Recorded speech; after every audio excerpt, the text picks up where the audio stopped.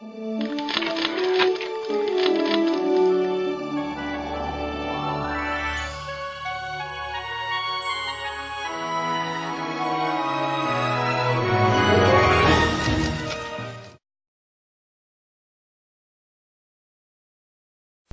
there have been a number of high-profile incidents lately in the federal government, most notably the OPM breach. Also, there was a recent revision of the figures from the IRS as to how many records were compromised.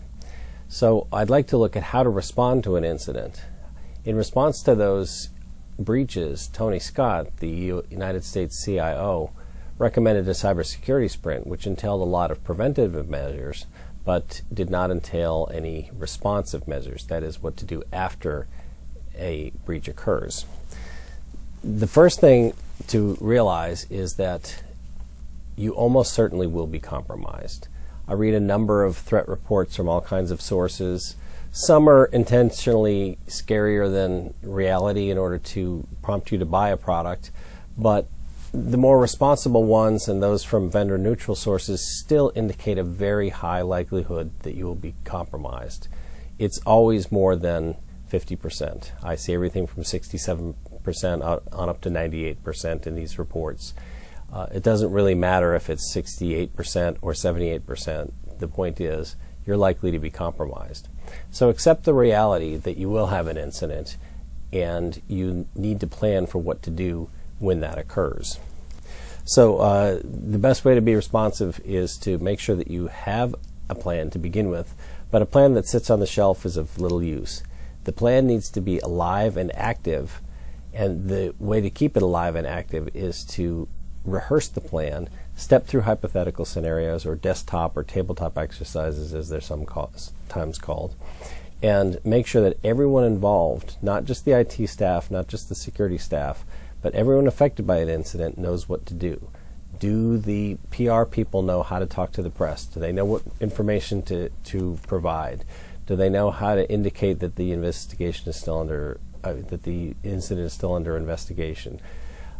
Do we know how to shut down systems if necessary? Do we know when systems can be kept online? All of those things need to be thoroughly prepared in advance because you don't have time to think about them when they occur.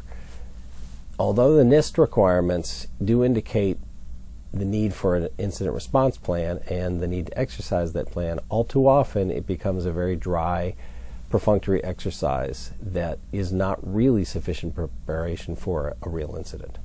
So one of the problems then is to keep people interested in doing these rehearsals. They're like fire drills. No one really wants to do them. You're imagining a horrible scenario which is unpleasant, and the exercise itself can be rather boring, let's be honest. So I've had good luck in some instances with what I call gamification, if I can coin a phrase or a word, which is to turn the exercise into a game. Have two teams doing their incident response exercise, and whoever does the best or whoever responds to the incident in the fastest, most precise way wins the game.